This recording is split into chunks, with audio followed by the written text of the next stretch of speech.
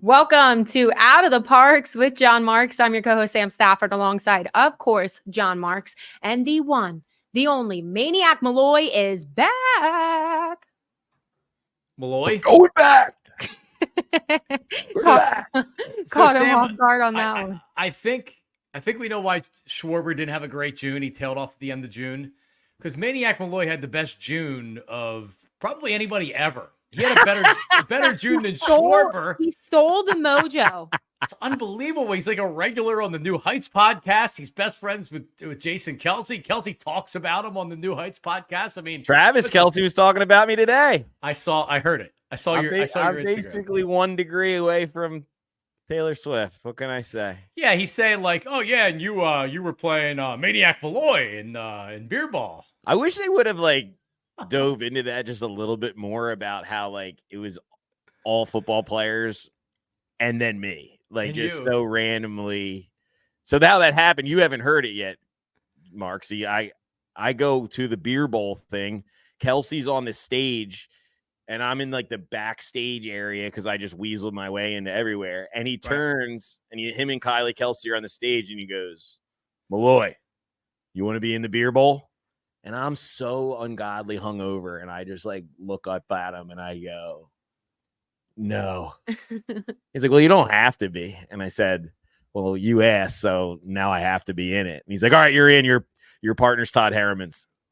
Wow. Which is probably pretty cool for you, right? Well, fun fact, me and Harriman's go back to the days when I used to go out in Avalon as a 22-year-old.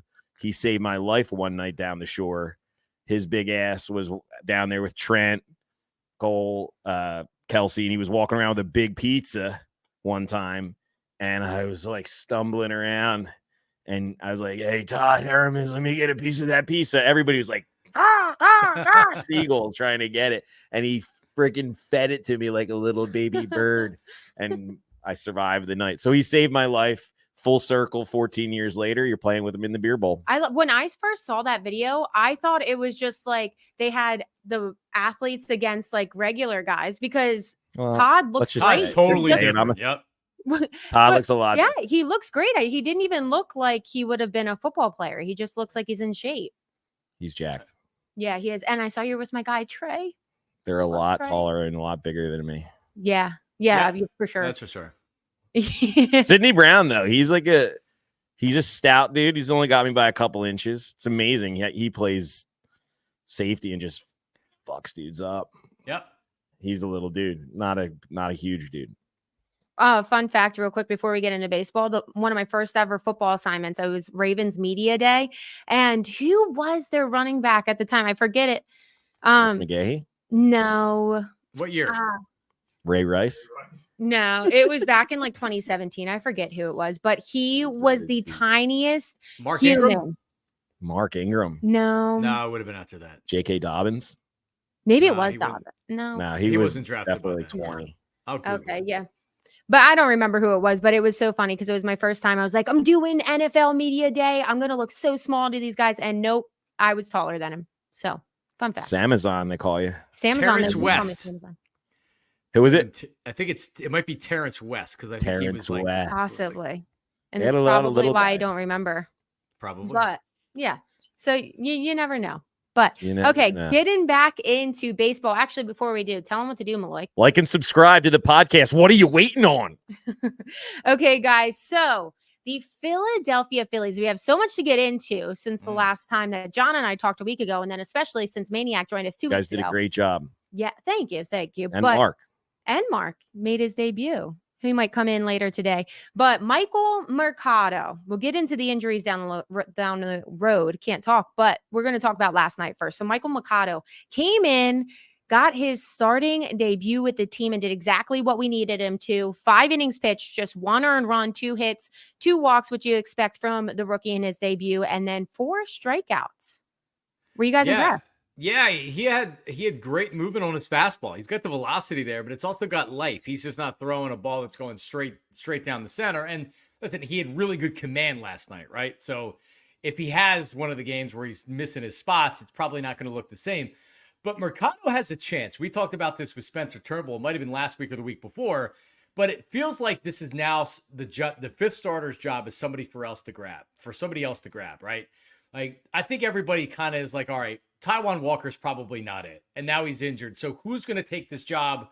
Turnbull goes down with an injury. Mercado steps right up. This team has 7 starting pitchers now. This is the 7th starter of the season. And he comes in last night making his major league debut. It was on national TV. It was in Chicago. It didn't faze him at all. He really impressed me last night. So again, this is another opportunity for a pitcher to take that job, because that's really what you're looking for out of the fifth starter is don't get killed, give you 5 innings. Don't be out there forever throwing 100, 120 pitches in 5 innings. Go out there and give 5 or 6 innings, give up 2 or 3 runs, and we'll be happy.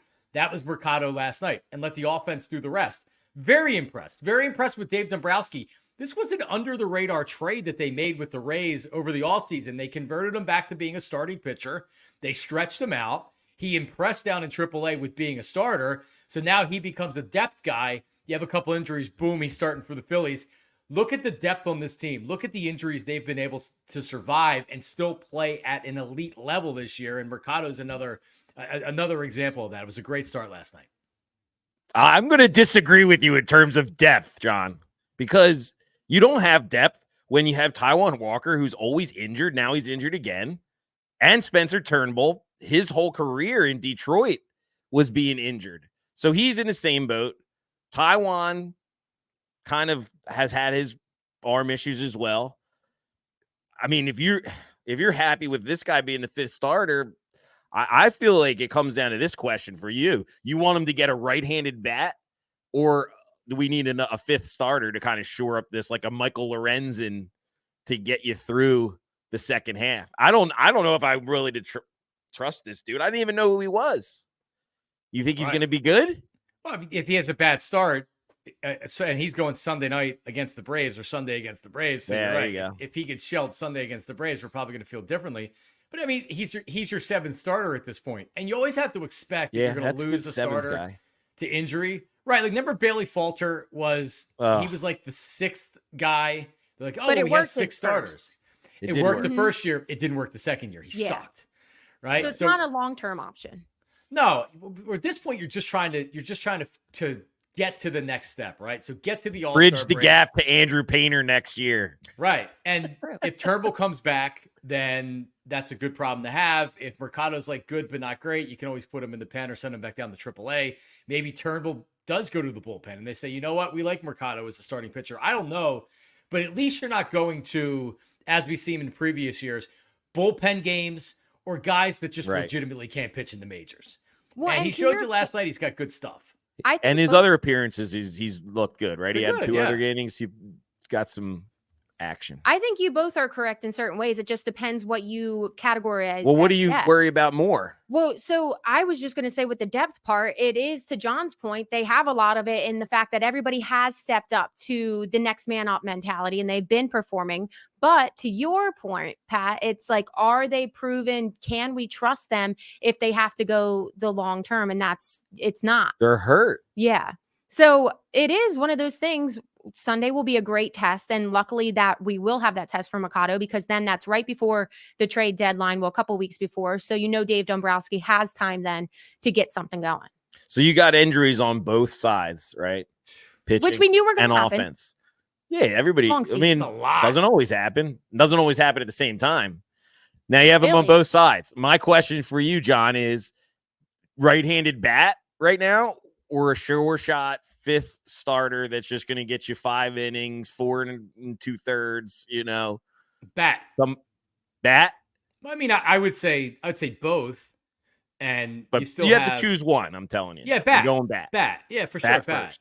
Yeah, if you have to choose one arm, would you choose bullpen arm or starting Start arm now, because the other guys are transferable? See, I still would like, I would still like a legitimate closer in the back end. Alvarado's good. Alvarado's better when he's not being relied on to be, and they mix and match and they use different guys and they'll do it based on matchups and things like that. But it'd be nice to get bona fide closer, an alternative to Alvarado, because like the reason why with Alvarado, why I don't necessarily like him as a closer, I like his versatility coming in the 7th or 8th inning.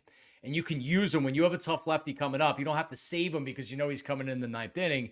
So it's nice to have that guy. Your boy Soto, Maniac Malloy, looked good last night in relief. I was thinking about you when he got a 1-2-3. And everything's falling together for Maniac Malloy at the end Even of June Gregory into July. Soto. Even Soto's working. He went in smelling like shit, came out smelling like roses. Let's go, baby.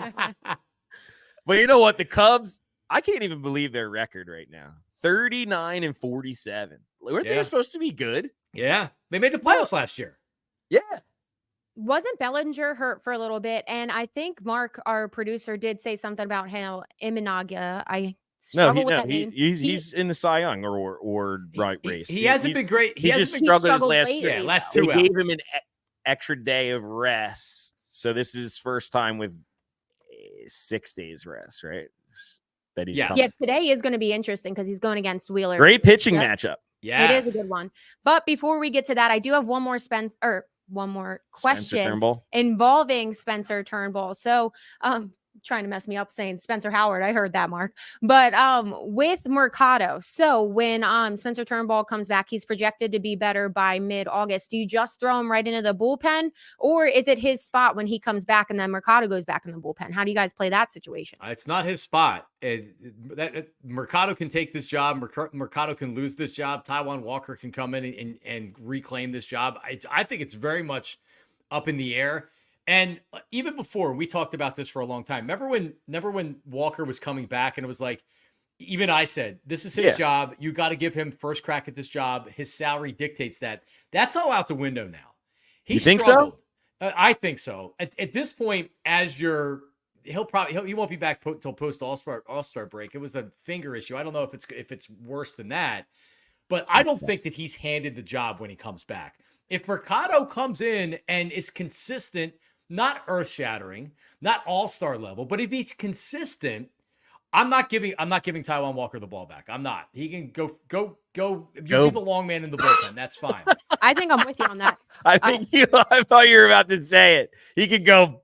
Yeah, go bleep. Yeah. You know what? It's unbelievable. Like when he was his last start, I guess was it on Apple TV that night? I was there Friday night. Yeah, it was the game you were at where Harper didn't run. And I'm the reason why he pulled his hamstring. Me and Spike Eskin. Not to bring that name up. But yeah, so that night though, what was he throwing? Like 91 right over the plate. Bad. Just no movement. Come on, look like a kid pitching American Legion. Well, they were projected to be back late July. I don't go to him. I think everybody's kind of out on him and doesn't have the faith. I think they're gonna give it to him. He's not gonna be himself. He's gonna get absolutely shelled, and that'll make the blowback a little easier. But it's a shame you can't you just flip him to anybody bullpen? like Arizona Diamondbacks, trade him to. There's got to be a team out there that wants him for something. A crappy starter with diminished velocity and a flat ball. Oh yeah, there's teams lining up for him, Pat. Come on. So here's what you'd have to do. You'd have to attach a prospect and pay for his salary. So he's after this season, he's got 2 more years and $36 million because he was an $18 million a year 4-year contract. So for all the good that Dave Dombrowski has done running the Phillies, and he's done a lot of great, this is one of the examples of you get the best signing possibly in Philadelphia history from a pitcher from the Mets, Zach Wheeler. Unbelievable. And up there's one of the worst might be Taijuan. And that was Clentak that signed Wheeler. That's right. Oh yeah, you're right. It was then. Right. One of the best signings in city history. Yeah. Just to follow this up too with that late July projection that he would come back, that is like the bulk of when their schedule is getting hard too. So we have to think about that. Do you even have that flexibility? I mean, they have a 9-game lead now. Hopefully they can keep it up. But if it depends if they have the flexibility, because then you do have the Guardians, then you have the Yankees, Mariners, Dodgers, Diamondbacks. I mean, the one thing you're not even talking about though is like, who knows when? I know it says Schwarber's going to come back. You're getting there next week. Mm-hmm. Hopefully, no setbacks. Harper sounds like it's a little bit worse. So I have late breaking information on that. Oh, Maniac Malloy. I spoke with Jim Salisbury this morning. I was doing PHLY this weekend for Anthony, and we Nice. speak a lot about Parx on the show. It's a big sponsor of the show. Tune into that But one. so yesterday in Wrigley, Bryce Harper was sprinting in the outfield. And the thought is among the insiders of the Phillies is that he's ready to come back by the All-Star break, by next week against the Dodgers. And he also wants to play in the All-Star game because he hasn't been a Philly All-Star. Yeah, he hasn't done it yet. He's coming back next badly week for him. He's coming back next week is what people are saying. Oh my God. I saw the Just what we projection need. of the All-Star break of him coming back. And I was going to ask you guys, would you be happy with that? Would you guys be fine with Bryce coming back for the All-Star if it is him kind of rushing? You worry about him rushing back, right? Like the All-Star game's one thing. You don't want him out there hurting himself. Going balls to the wall where he re-aggravates the injury. But again, they're talking about him coming back for the Dodgers series. So we'll see. As long as he's ready. Schwarber doesn't seem like it's a major injury either. He's also being projected to be back next week for the Dodgers series. JT, it seems like he took batting practice yesterday. He was also throwing the ball. He's got to be close. So the thought on him is they're taking their time, and he's going to come back after the All-Star break. I saw that July 19th against the How about my boy Garrett Stubbs, who you guys are trying to cast off into exile, you two? It's your world, Maniac. I mean, it's your world. Rafael Marchand. Come on. One question. Stubby. Right, Feldman? Says Trying to the get guy, away your boy. Says the guy that he's not confident in all these guys that are proving themselves on the mound in the starting rotation. And he's all for Stubbsy. Yes, he's had good games, and yes, they're not available. But they're not available. Guys are coming up. Turnbull, yeah, he just got hurt, but then Machado steps up. And look at his career in Detroit. Hurt every year. Well, mid-August return's a long time.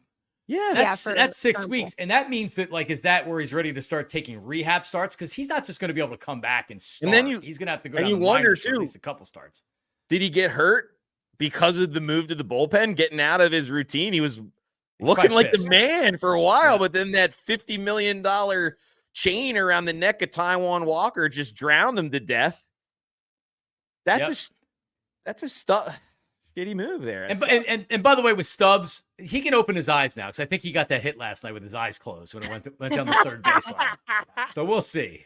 You can't send the chief vibes officer to Lehigh Valley. Come on. He hit a home run the other night too. As long as he's performing, he shouldn't be sent down there. I agree with you on that. I'm all for extending his time. He is the Chiefs. Your team, Marchand. You're not going back. I think he's the better overall talent. He's going to have the better overall career at the end of it. You want to send him to Lehigh. He's trying to talk bad on my name. But wait, what did you say, Mark? 297. Unbelievable. A guy that's played 12 games the past 3 years. That's awesome. And he's undersized.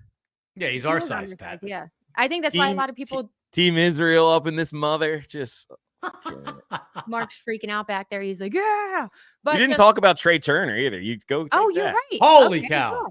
I mean, holy shit. Yeah, I had it written right here, but we were kind of jumping all over, so I was scrolling. Sorry. But no, you're fine.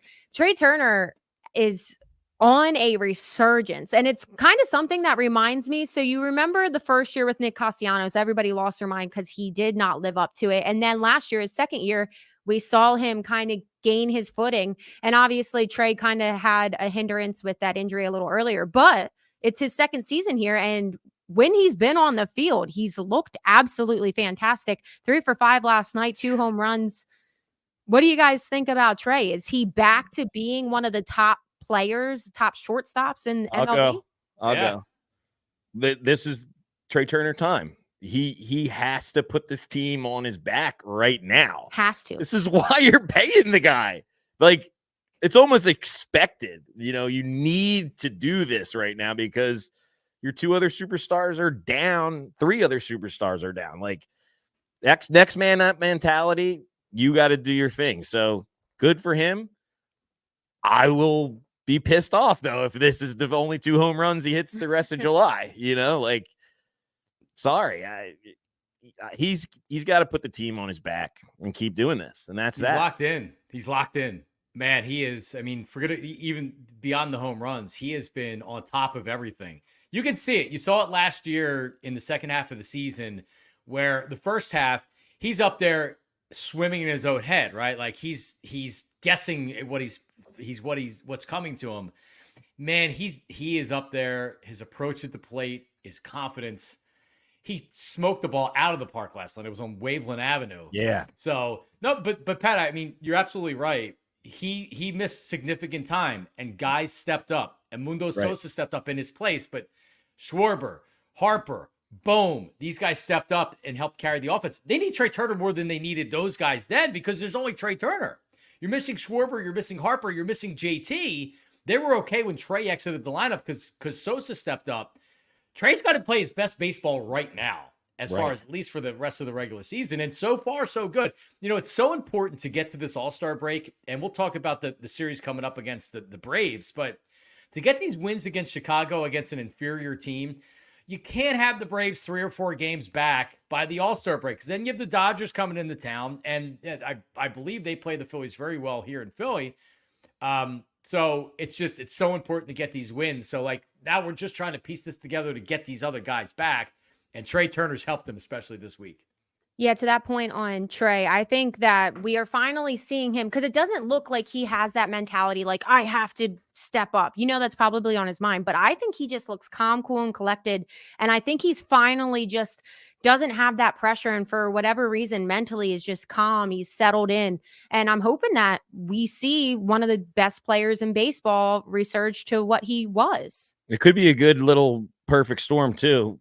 The pressure's on him now, and I absolutely. Some guys play well under pressure. So the pressure's on him. When those other 3 guys are in the lineup, he kind of flies like a little under the radar, doesn't he? Does. You know, like and he can kind of get away with getting ridiculed for. But I mean, obviously, he's got the best batting average on the team. But it's interesting how that works, and maybe this will, if he steps up into this spot right now, then you get the reinforcements back. A little pressure off, keep it rolling. You guys did talk about the All-Star. Well, I guess we did mention it. The phase 2 voting, I'm trying to look it up right now for the updated stats. But did you guys see the game or the shirts that they wore pregame yesterday? I did. Was that not absolutely incredible? I want one. Love I'm trying to look up these votings now. So last I saw, which was this morning, Marshy actually has a chance to be a starter. No. Which is incredible. I think so. I don't think he was that far behind. I'm trying to find it. Is it just the top one is the starter? So in the outfield, there's 3. So Bryce is the starter. We know that. Bomer's going to be the starter. We know that. It's not going to be JT. He couldn't even play anyway. I think Trea Turner and Mookie Betts were like 50-50. So that's a possibility at shortstop. And then, yeah, like Marsh has a chance. So, yeah, and that's you're right. just the Mookie starters. and Trea are still 50-50. Alec Bohm 69, nice percent over Manny Machado at 31%. So that's a pretty good lead. And then, yeah, Marsh is now at 5th with 14%. But Tatis, who's in 3rd, is 16%. Teoscar Hernandez at 15%. So, like, very close there. He has a chance. Nick Castellanos at 13% in the 6th spot. So, both of them have a chance.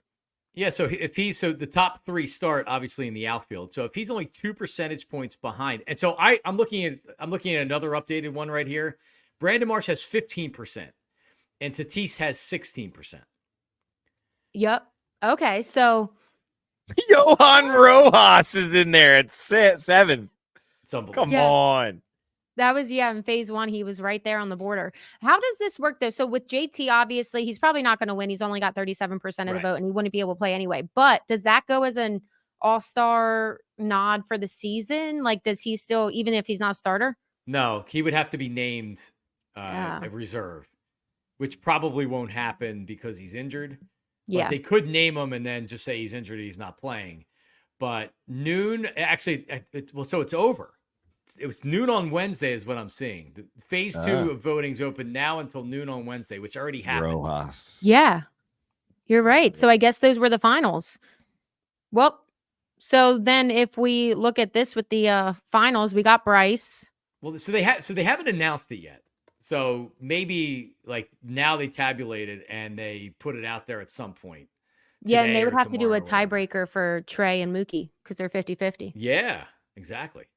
I do follow this one random Instagram page. It's like all baseball stuff, and they were taking like the voting and like putting the person's season stats up against the guy who has like the higher stats that nobody knows the guy's name because it's like the rookie, Like who actually Dominic deserves it. Right. Cannizzaro for the Mariners has like better stats than Jordan Westbrook, but like because he's on the Orioles and it's all kind of a bunch of bullshit. I agree with you there. It doesn't really make it as fair that it's all like fan based. But I will be so jacked to watch the game and see like 7 Phillies out there, Oh, yeah. including Johan Rojas. That'd be Well, could great. you imagine if He's not Rojas making like it. were to be a He's starter? not Like then making they would have. There's a flaw. But in he's the got system. more votes than Cody Bellinger Mhm. That's awesome. and All right, Elliot it's Ramos. 7 and p.m. Palmer tonight. killing him. 7 p.m. tonight they announce it on ESPN. 7 p.m. Yeah, that's right. They have the showdown. So we'll Yep. see. We definitely got a couple Phillies in the running. Hopefully Trey beats out Mookie there. But moving on to this weekend, John, you already kind of mentioned it, a huge series in Atlanta. So the Phillies are the best team in baseball, despite all these injuries that have happened within the last week.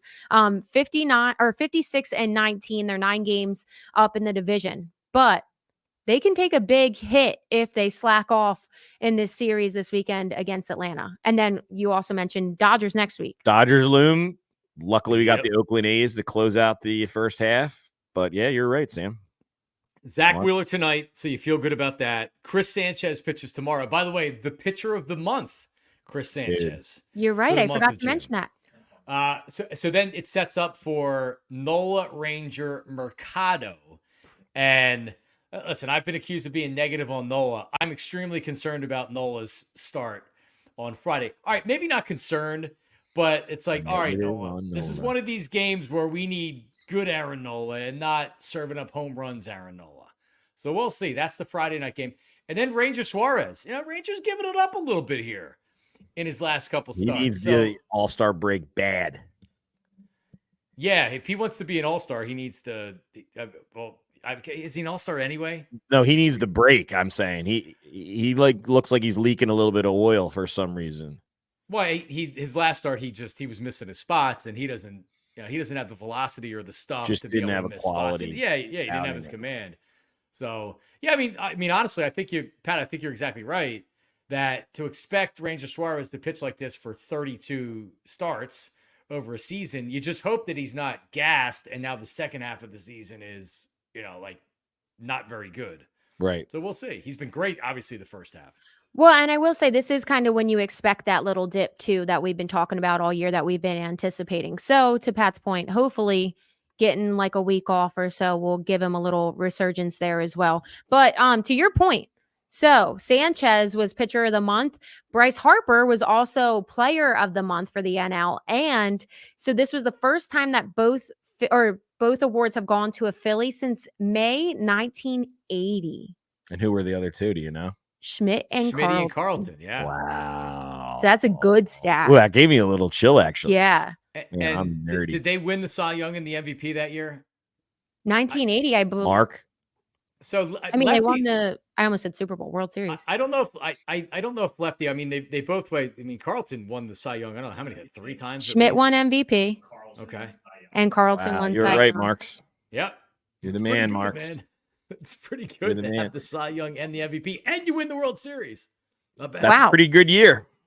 Yep. Pretty good year. It's almost like 1980 it's for the- really good to have some superstars on your team, right? Yeah. Talking about that Cy Young watch. So Wheeler still leads it at plus 175. He's gone up a little bit. Last week it was at plus 200.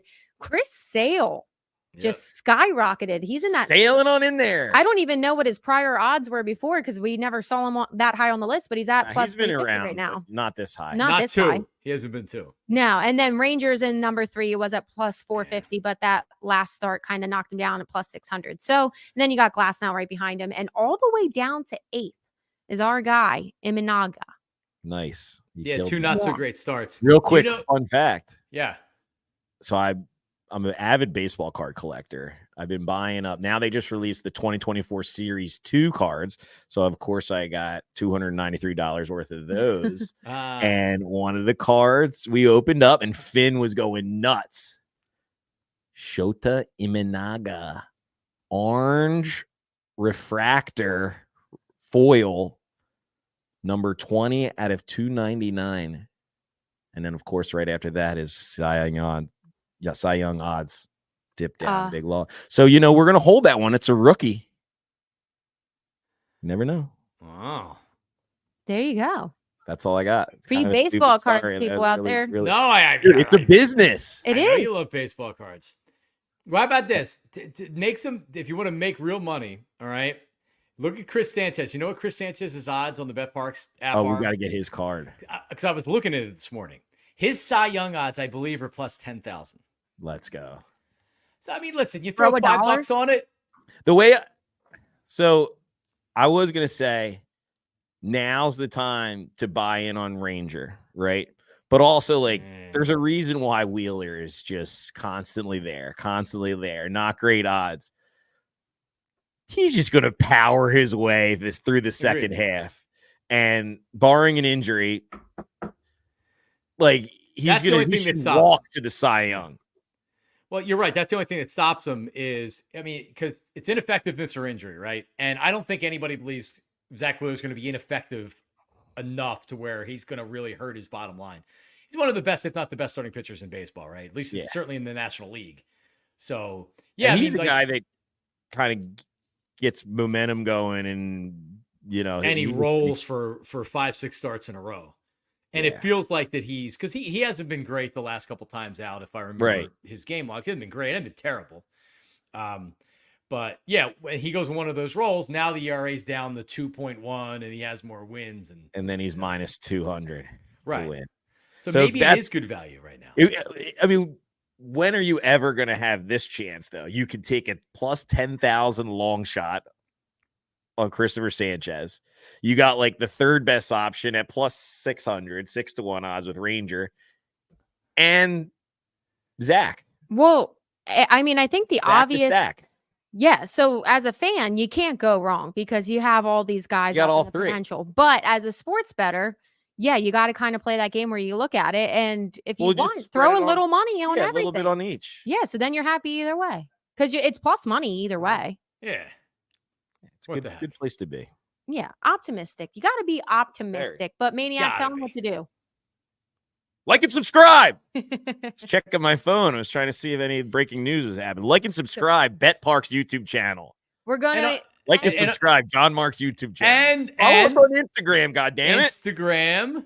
Maniac Malloy. Sam's Instagram. My Instagram. Because that's where we have a lot of fun as well with our clips. And you can see Maniac Malloy ruling the world. Honestly, I didn't know if you were going to be in today because you've turned into such a star, Maniac. You're gonna just make his head just go like this, John. He's not That's why I was worried. He's gonna need both boxes. Sam, you're gonna have to be with me. Both boxes. I love that.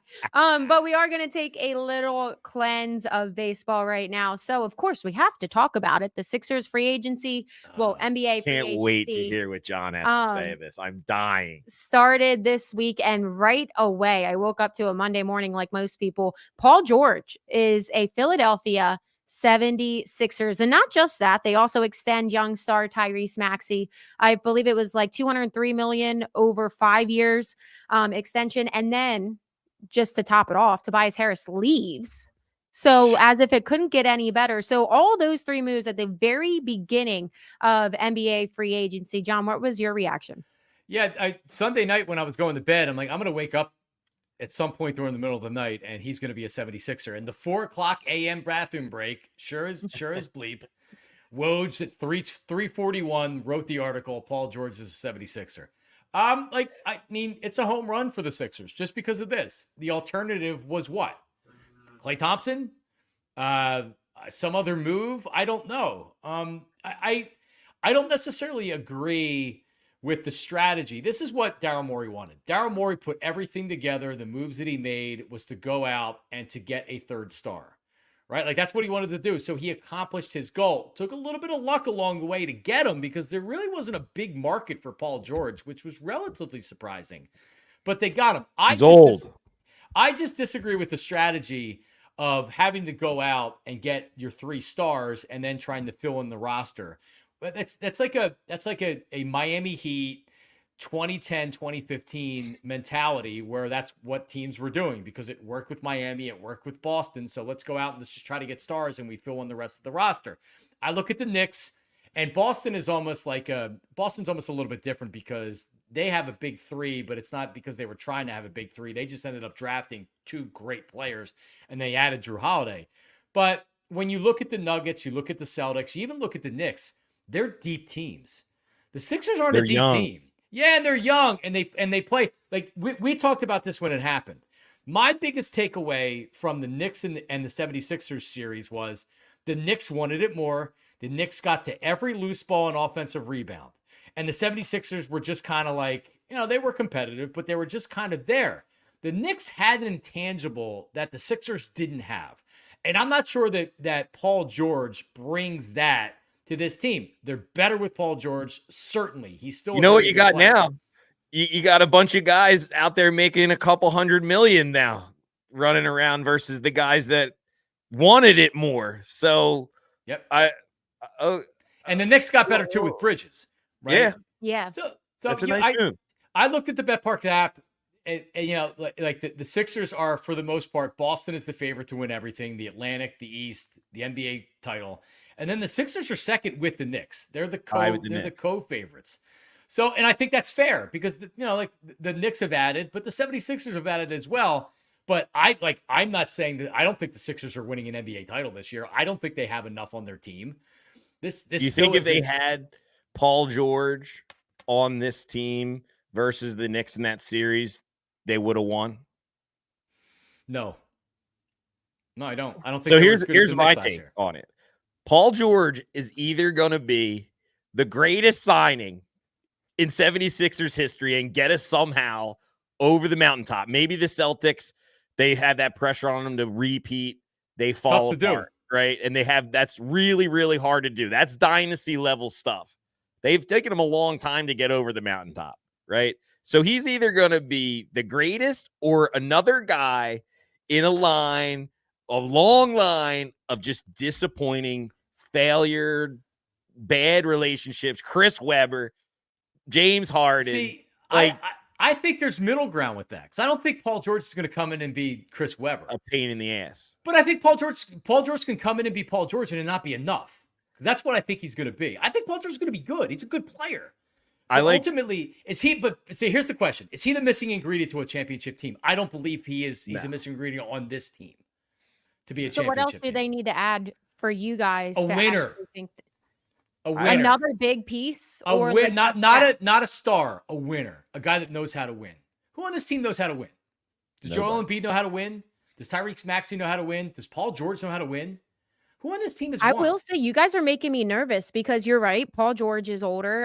Joel Embiid's getting older. Maxey's obviously younger. But it sounds like they went for Paul George because they know they only have a couple years left to try to push this and get over the hump. And you guys don't sound too convinced that it's going to happen anytime soon. Well, listen, if you take the Celtics out of the rotation, right? And like I said, and like Mark just said, it's really, really hard to win it back-to-back years. You just played all the way almost till July. Everybody just got paid on your roster. They might have a little. It's never easy. So maybe let's just eliminate them. All right. Then nice. It's down to the Knicks, Sixers, and Bucks.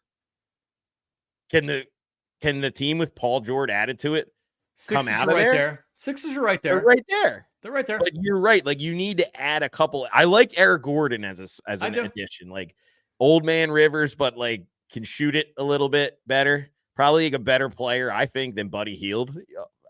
Maybe. Drummond, it was a shame that he got out of here with the Ben Simmons deal. That's something that we didn't hear or bring up. There's a movement actually going on right now, which is the most insane thing I've ever heard of people that actually want Ben Simmons to come back to the 76ers right now. I understand it functionally wanting a passer because, yeah, that's what he was. He the one thing doesn't that he was. play. But He's I cooked. was Yeah, he's just cooked. going to say nobody's factoring in the fact that he's hurt after every single thing. But then also, they don't think about that guy was also like a head case. He doesn't want to play basketball. He's It's all not going to mental. come back to Philly of all places. Nah, he's an ass. Yeah. See, I actually think the fans would welcome him, and I think it'd be a great story. The problem is that he was known for his defense, and you mentioned his passing. He's had back surgery. This is years ago where he was this elite defender, this elite athletic defender. He's not the same player, and mentally he's totally cooked. They still have Buddy Hield. Like, I woke up this morning to Shams saying that Buddy Hield a sign and trade with the Warriors to where the Sixers could get something back, even if it's draft picks or something like that. But I'll just leave the Paul George conversation with this from me, that it's very weird that a player that I'll still say Paul George, I don't know if he's in his prime. He had one of his best years last year. I don't think he's washed. But normally teams, when you get a player like Paul George, you pay him. You don't let him walk. It seemed like they were willing to make a they were willing to let him walk. They made an offer that he knew they would refuse. The Sixers were going to offer Paul George a max contract. By the Clippers only offering 3 years, they're more or less saying, we know you're going to leave, but here's the offer in case you want to stay. Like, who does that for a team that wants to keep a player? It didn't seem like the Clippers wanted to keep Paul George. And, like, that has me wondering why. Right. It's a very And weird at one move. point, they were a very good team this season. It's not like they were trying to rebuild. They brought Right. back freaking James Harden, and they gave him 2 years. So, why? Like, if you're willing to go 3 years with Paul George, what do you care about going 4 years? What does it matter? Yeah, might as well just run it back with those 3. Yeah, that is interesting looking at it. Oh,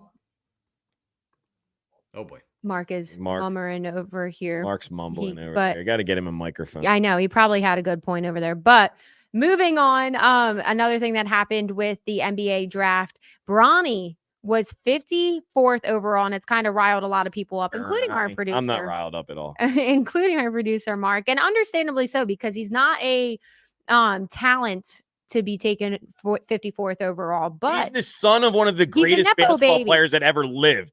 He's a Nepo baby. Talented. He has the DNA. Talk about Mark just said winners. Yes. If his last name, there's Nepo babies all over the NBA. Yes. He's not the only one. If his last name isn't James and he's not Bronny Jr., he probably doesn't get drafted where he got drafted. He might not even have gotten drafted at all. He may not have. Right. He's a fringe NBA. He's a fringe NBA player. And like, I think it's awesome. I agree, but I mean, like, here's what he's gonna do, because he's 6'1". He shot the 3 well at the combine. He doesn't have a particularly good handle on the ball, which normally a guy that size should be like a point guard or should be the one that wants the ball in the hands. He's not even really good like that, but he's very good defensively. So he has to be, and he's 6'1". So he has to be a guy that's coming off the bench to give energy, that can shoot the 3, and that's that. I mean, like, in the second round, it's I have no problem with it. If you look around college basketball, coaches all the time have their sons on the team that have no business being on the team. Raleigh Massimino back in the day, his son was on the team. His son was like me, like putting me on a Villanova championship team. If his last name wasn't Massimino, he's not on that team. It's understood, right? I have no issue. I don't like LeBron, but I have no issue with any of it. So I think it's actually amazing. You know, there's tons of nepotism in the league. Look at the Bucks everywhere. Giannis Antetokounmpo is on the team. That guy stinks. Like, he would not. Yes, he's not an NBA player without Giannis. It's all over the place. Listen, Bronny James last year was at a point where he thought he might have never ever going to pick up and play a basketball game with the heart issue that they had found. You know, now he's getting to play in the NBA with his dad. Like, that's like stuff you dream about as a kid, and we're going to actually get to see it happen. It's going to be entertaining. The Lakers are no threat to pretty much anybody. If you're pissed off about this, you got to get a life. There's a lot more things to be more pissed off of in the world than little Bronny James, because that's all he is kind of a nothing. The 55th pick in the second round. Who was the 55th pick last year in the draft? A nobody. It's a nobody pick. It's a meaningless. Good luck, Bronny. I hope you. Me too. Yeah, I'm not rooting against him at all. No. No, I do Can't. think it's a cool story. I think it's more so the people that are just either ultimate NBA fans or don't like LeBron because they're Michael Jordan fans and hate that anyway. The press conference was also Haters nauseating. gonna hate. Yeah, the press conference was also nauseating. JJ Redick's nauseating. Oh, yeah, we forgot about that. It's the Lakers. They're hateable. That whole thing's nauseating as well. But like, I also I think Maniac Moy hit the nail on the head with it. A lot of times these second round draft picks never even come over from Europe. They draft these guys and stash them overseas, and then they never end up coming over. So whatever, Bron. Austin Rivers. He's another nepotism. Well, he was a better prospect though, Austin Rivers. Yeah, but he's probably hung around in the league way longer than he should have because of his dad. For sure. Moving on to NFL, guys. So there was an article, and John, you said you heard about this, just a random July article or end of June article from NFL.com that listed the top NFL offenses going into the 2024 season. And they didn't even list the Eagles at all in the top 10. What do you guys think about that? I'll find the list so that I can read it for you. Yeah, so number one is San Francisco, and understandable. Kansas City's high up on the list as well, but it's like I'm fine with San Francisco being the top offense. You want to call them the top offense. Number 10 was the Colts. The Indianapolis Colts with the 10th best. Well, it's not even. It's Richardson. It's not him anymore. That's right. He's with the. It's Richardson. Whoever they brought in to be a backup, I can't remember off the top of my head. So the only thing that people could be saying, and by the way, this is 3/4 of a troll job to leave the Eagles off of the list so we get mad about it, right? But I think the other quarter of it is Jalen Hurts and Nick Sirianni. Because when you're looking at a list like this, an offensive list, even if you think Jalen Hurts is overrated and it's just an average quarterback, A.J. Brown, Devontae Smith, Dallas Goedert, Saquon Barkley, a top offensive line, like that's also part of the offense. So how can you, like the Buffalo Bills are ranked ahead of them. The Rams are ranked 4th on this list. And the Bills don't have Stephon Diggs. Stephon Diggs got traded, and they didn't really replace him. Yeah, I'm all for it. I want all these stupid power rankings and all these stupid. Yeah, they need a kick in their ass or something. So I'm all for it. Do I give a crap about it? Not really. Also, I'm convinced there's a conspiracy of the only city in America that actually cares about some of these power rankings is our city. Which is so that is, like Marks is saying, complete troll job to get clicks. Well, I also want to note the other teams that got left off of this, the Dallas Cowboys, which is kind of shocking just because they also have some pretty good offensive pieces. Obviously, Dak Prescott isn't the best. And then they also left off the Baltimore Ravens. Yeah, that's just, which to your guys' point. So they have the NFL.com, and they have the Green Bay Packers on there. They have the Colts on there. They have the Rams on there. They have the Bills without Diggs. So like, it definitely feels like one of those midsummer troll jobs trying to piss people off. All right, so here's it in order from 1. San Francisco, I won't argue, right? Yeah. Kansas City, I won't argue. Detroit at 3 on this list. Arguable. Yes. Arguable. Not arguable. At 3, but they could be on the list. I like Detroit. I like their offense. We'll see what Jared Goff, like really, like you're showing that much confidence in Jared Goff as a quarterback. I like their offense. The Rams, no. Matt Stafford is one throw away from being cooked. Right? One like, give me crunch. And he's got one crunch into the turf. And he's got all that drama off the field right now that sometimes affects players. Right. Like the Rams have more question marks than the Eagles. The Bengals, and I love Joe Burrow, and I love the skill players on offense. They haven't on an offensive line. They don't have an offensive line. Their offensive line's not a great offensive line. Do the Bengals have more questions than the Eagles offensively? The Bengals, absolutely. It's arguable. Yeah, I would. They have a question about Joe Burrow. Right. If he can be healthy. Can he stay healthy? He's got a pretty bad injury. Does that not matter, the fact that he's always hurt? The Dolphins are 6. I love the Dolphins offense. I love the motion. And we beat the living daylights out of them at the link this year. And I was there. Right. I love that offense. But like, really, like the Eagles and the Packers, the Bills, the Texans. I like the Texans offense. They've done it for a year. Yeah. Yeah. Like, let's see. At all. And then the Colts at 10, which is that's the troll job. That's the troll bird. That's the salt in the wound. Even the Bills is a troll bird. You know what, though? I haven't seen these highlights of Jordan Love. And I'm Yeah. like, damn. Wait, I heard Actually legit. no, but I heard somebody say that the overreaction with the Eagles, their last part of the year, is just as comparable to the overreaction for the love that the Packers got at the end of the year. And I Sure. actually really liked that because obviously the Eagles blew up. There was a lot going on that we didn't know about, but we got extra pieces. We brought in new coordinators that are very, very big upgrades. So there's a lot of things that we did to improve, and hopefully we come back, even though people are trying to make a conspiracy between our head coach and quarterback. But there's no doubt that we have a better offense than we did last year. Jordan Love did it for how many games at the end of the season? No, you're 3, right. maybe Halfway 4? through the year, there were a lot of questions about Jordan Love. I totally agree with you. Let's see if he can do it again. Let's see if and I like him. I think he's going to be good. But did we not just see the Eagles in the Super Bowl 2 years ago, where that offense was as dynamic as any offense in the National Football League? They added Saquon Barkley. Like, come on. Well, and the fact that, like, I get Jalen Hurts and the worry about his regression, but so many people forget that in that Super Bowl, there were national analysts even arguing for the sake that he should have still won MVP because he performed that well.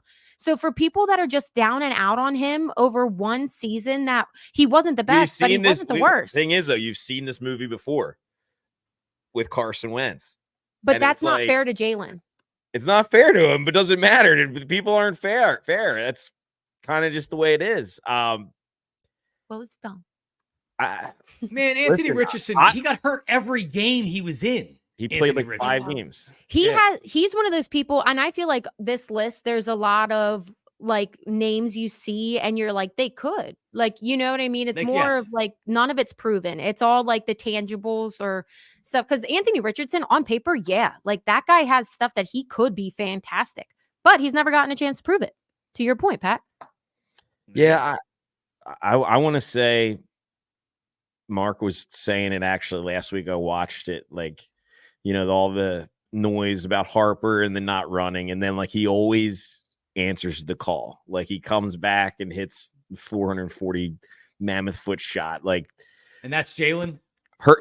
That's going to be Jalen. Now he couldn't do it like in the season, but that dude's been through a lot of adversity and he comes out on the other side of it, right? Yep. This is his chance to just. Life is a flat circle, right? And like, hopefully that's just what he's going to do. And I'm with you. I'm behind him 100%. But also, like I said before, that's people could never believe that Carson Wentz was going to. You're right. They didn't believe it. I was one of the people that predicted that Jalen Hurts was going to take his job. Not just saying. I got the video. It's on Instagram. I can share with you. But that's the thing. It's like, is that what we're waiting for to potentially happen? That's what I think people are thinking. I just think it's fear mongering or whatever that word is, because I have 100% faith. Negadelphia. I have 100% faith in Jalen Hurts and this new coaching staff with Kellen Moore. I think they're just going to light it up. And that's another thing, even on it. We talked about all the skill that's on this offense. We have Kellen Moore as our offensive coordinator. I don't care if we have Nick Sirianni doing nothing at the head of it, but Kellen Moore is the one that's running this offense now. So there's just like no reason we should have been off the list. They're just trolls. Trolling. Trolls. All right. Next topic. Okay, now we're getting back into baseball. So tell them what to do. Like and subscribe. Do it now. We're almost done. Yeah, so I did have fun facts for you guys, but we're going to hold them for next week because they're kind of just for whenever. But Home Run Derby has new rules. So I feel like these kind of get changed a lot because they were just changed in 2015. But I kind of like these ones. So the first round, you know how it used to be head-to-head matchups. Mm-hmm. Now it's just everybody is in a head-to-head bracket, and the top 4 scores now advance to the next round. Yeah, so it's just everybody's in a pool, and whoever hits the most home runs in that time moves on. Got it. Which I really like, because sometimes you have 2 juggernauts against each other that hit 30 and 31 home runs, and then they get left out for somebody that hit 22. There you go. Get together with your friends, 7 of your friends, put some names in a hat. There you go. Pick them out. Boom. Done. Always a party Fun game night. guy. Fun night. Yeah. And then second, so the 3-minute timed rounds, it was 2 minutes in the finals, will now have 40 pitch limit rather than unlimited pitches. So it kind of does matter who's pitching to you, as it always does. But Yeah, it changes it for sure. yeah. So you have 3-minute time rounds, but 40 pitches. 40 pitches and it's timed. Yeah. Like, I do like the home run derby. I do too. I watch it every year. I watch me it too. every year. Yeah. I watch it every year. And then lastly, the 30-second timed bonus period for each at bat is replaced by 3-out bonus period. Yeah, this is getting too complicated though now. I know. So that's why I was like, Mark, you got to fact check me here. But yeah. You hit the bonus of 440 feet, you just get 3 extra pitches, not 3 extra pitches. So it's like 3 extra pitches. Well, out. Yeah. It's unbelievable to think that they used to do the 10 outs and you didn't have to swing. You could take like 6 in a row and then finally get one you liked and just hit it to the moon. Yeah. So, well, talking about that because you said you love it. So what are some of your favorite home run derby memories? Both of you guys. I said it to you guys in the group chat the other day. Bobby Abreu. I mean, that's when the Phillies like absolutely stunk. So it was like great. You're watching because of him. Yeah. Yeah. You're watching. You're like, oh my God, can you believe Bobby Abreu's in the home run derby? Like, this is so stupid. And then he goes and he wins. And he was just like launching 30 some home runs. Yeah. He was the first in now what is a long line of Phillies players that have competed and won, right? So you had Howard win. Yep. And did Reese win? He didn't win. No, but he went. But he competed. Yeah, he went far. Final. Yeah, he's no Bobby Abreu. I remember that Abreu one because if you recall, he went cold the rest of the season. He was not the same player in the second half of the season. And he looked like he was pretty beefed up during that home run derby. Had some power that he maybe didn't have previously in his career. But do you remember the I don't know why, but like the Mark McGwire, the 99 home run derby where they were definitely all juiced up. I remember that period of home run derbies, but also I don't know why. Like, do you remember Josh Hamilton? Yeah, Josh Hamilton was the first overall pick. He had major problems, major substance abuse problems. Yeah, various issues off the field. Well, he had that one home run derby. I think it was right around the time the Phillies were beginning to be good. I don't know if it was 2008. Yeah, 2007, 2008. But he that's where he became a star. And I just remember him killing it. He had a record. I don't remember exactly what it was. I probably should have Googled it. But for some reason, I remember Josh Hamilton kind of getting in the home run derby and being like, he was an easy guy to root for after all the crap that he went through. And he was finally getting to have some success. Watching Aaron Judge absolutely launch at Yankee Stadium before they close it up, right? He would hit balls and he would miss them and he would slice them and they would still get out of the stadium. That was pretty unbelievable. One of the things on my bucket list is to go to a home run derby. Like I would love to go. Well, if you did that, you away, would right? do the whole All-Star game. I don't even care about the game. I just want to get to the home run derby. So 2026, we're gonna have to wait. Gotta weasel. I would rather go to one, like away, to a city I've never been to. Yeah, some strange out there. Bryce Harper won in 2018, and as I'm reading right here, there was 50 seconds remaining, and he was trailing Kyle Schwarber, ironically, by 8 home runs, and he hit 9 straight to win the title. That is pretty incredible with his pops throwing to him. Yeah. Right? I do remember that. But that was back when I hated Bryce Harper because he was on the Nationals. And he was a young prospect. Yeah. He had an American flag bandana around his head, and he did a bat flip after the last home run. Yeah. So next year's All-Star game or All-Star weekend is Atlanta, Georgia. Fun fact. Yeah. Championship.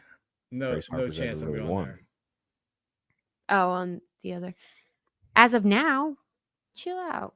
Fun fact, I said. Yeah. But maybe with it being in Atlanta next year, we can go to Atlanta. I'm out. Yeah, I'm out. I should have Mark's gone going to Atlanta this weekend. Don't ruin his weekend. Is he? Atlanta. Should have gone 2 years ago. Colorado would have been. Yeah. Seattle last year would have been cool. Yeah, Seattle would have been. Yep, good. Mark, stay away from those lemon pepper wings. Stay out of the strip clubs. We need you to get home for next He week. did Yeah, bring- need we were you talking to about that. We were like, Mark, we don't feel run like this you're an show. Atlanta strip club kind of guy. Ooh, the Eskin news has hit the ESPN. Wow, we're getting there. Oof. Yeah. We're gonna The stay away. 76ers, Yeah, maybe we stay away 76ers are from not that. bad. So let's go into it's out of the Parx with John Marks for a reason. So, John, big series this weekend. We kind of talked about it a little bit. Who do you think is going to come through and go out of the park? Last week, Maniac. I predict, unlike you, that was hot at the end of June. I was ice cold. I predicted Schwarber was not going to go out like a sucker at the end of June, and he did. And ended up getting injured. I'm gonna go with Castellanos coming up this weekend. I'm gonna go with the right-handed bat. They're going up against at least one lefty starter, and again, they're gonna need production without Schwartz and Bryce Harper in the lineup. So I'm gonna go Castellanos. You'll get better odds on it. Trea Turner's been hot. You can maybe put a shekel on him as well. I'll go Nick Castellanos. I like that. He's hit some bombs down there at that field before. He's hit well. I like that pick there, Marksy. That's going to bring us to the Marks and the Maniac money line bet. And Marks, this week, I took the liberty of making the pick for you. Good. We're going with the Cincinnati Reds to upset the New York Yankees, as well as Houston Astros to get it done over the Blue Jays. Ronel Blanco, yeah, pitching I like it. for the Astros. He's been good, 8-3 on the season, sub-4 ERA, going up against UC Kikuchi, who he's a +4 ERA. He's actually on my fantasy team. He's pretty He's good. a coochie. He's pitching like a Kikuchi. Kikuchi. He's pitching like a Kikuchi. Yeah, and then I just think the Reds. I like the Reds for some reason, and I hate. You're a like big Dylan yellow Cruz. guy. Yeah. So we're gonna go ahead and boost the odds on that. Boost it. Mother. We're gonna take it from +414 to +525. So we hit this one, Wow. Marks. I We hit hit this one. not last week, but 2 weeks ago we did. We did. So let's get 2 out of 3 here. I will note last week I noticed too, you always choose road teams. I like to Better take a odds. dog. Yeah, I like to take a dog, on this when I'm doing it. So you Okay. take It's take an tough. underdog. It's tough to bet baseball on favorites because it's hard to make money on the favorites. Very true. So, True. yeah. Also true.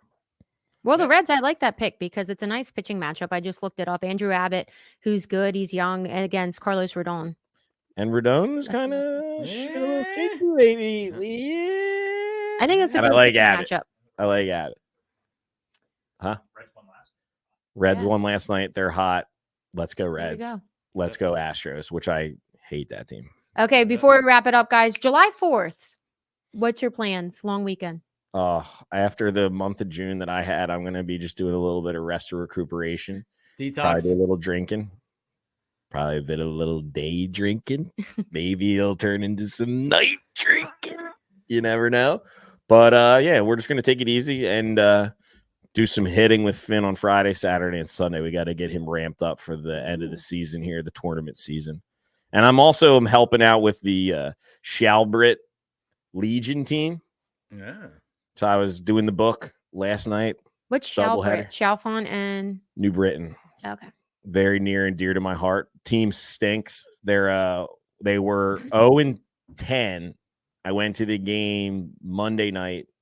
They won. No. Excuse me. Tuesday night they won. Had a doubleheader the very next day. Lost the first, won the second. Very fun. Shout out to the Britties. Don't let the Britties get hot. That's all I got to say. So they're now 2-11 on the season. Never know. Brought a little maniac magic to him. Little There Maniac you go. Mariner magic. What can I say? I love it. I've been there for 3 games or 2-1. What about you, John? What do you got going on? There's a block party somewhere it's not my block, but it's somewhere in my neighborhood tonight. Nice. Tomorrow, day drinking at a pool party. And then my kids have never went to a fireworks show, a July 4th fireworks show. So we're going to try to stay up and get even the 3-year-old there. So Don't let fireworks I really tomorrow hope my mom isn't watching this right now, because you know what my mom wants us to do when she dies? Put her in a firework. Put her in a cherry want- bomb and They want her, so she wants me to cremate her and put her in a firework and shoot her into the sky. Why? Because she loves fireworks. She goes to see fireworks, swear to God, every single weekend. She has like a website with all the shows, and she'll drive all over. What are you doing That's tonight? hilarious. I'm just going to pick up Jody, and we're going to go take a ride to see some fireworks. It's like, That's so cute. yeah, so that's what we're going to do with her. Cremate her and blow her up. so would you save her for a July 4th firework right? extravaganza like at your house? No, Here's grandma. but no. So last year I did bring fireworks, and it was like, you're going to blow your I was going to say, didn't You're gonna something blow go your wrong there, hands off. Phil? So fun to go to, not fun to have them in the backyard. That's a good point. Everybody out there, be extra safe safe. if you're lighting off fireworks, because Yep. we've seen professionals. Although I do like the memes of like Tropic Thunder with the guy and no hands, and it's like ERs this weekend. Who was the football player that blew off his hand from a firework? What was no, it? Plaxico? It was Not- the no, it was Plaxico the, Burris it was shot the himself giant. in the Yeah. thigh. It was No, it was the giant defensive end. Yeah. God, what's his name? Went to University of Southern Florida. It won't be hard to figure out. I know. Just Google it. Giants, D, and Yes, fireworks. Jason Pierre-Paul. Yeah, Pierre-Paul, JPP. Paul. Yep. And No, then- in all seriousness, I mean, like people screw their digits up all the time. Be oh careful. yeah. Be And careful. you can buy like legit ones right on the road that'll like they're like real like mortars that could really mess you up. Maniacs, like they're really dangerous. But if you want the scary ones, I got know- a spot. Yeah, I have a guy. I finally started buying them last year. I spent a couple $100. It's fun, but dangerous. Kind of like me. Okay, guys, we were kind of all over the place today, but what? Great show. Yeah, what do you expect before vacation? We're just talking to have fun over here. But thank you so much for tuning into episode number 14. We're getting up there, guys. We'll be back next Wednesday. Dodgers are in town, so we'll see if we do anything for that. But we'll see you then. Happy 4th of July, everybody. John, happy 4th. You Love too. you. Sam, love you too. Mark, See great ya. job.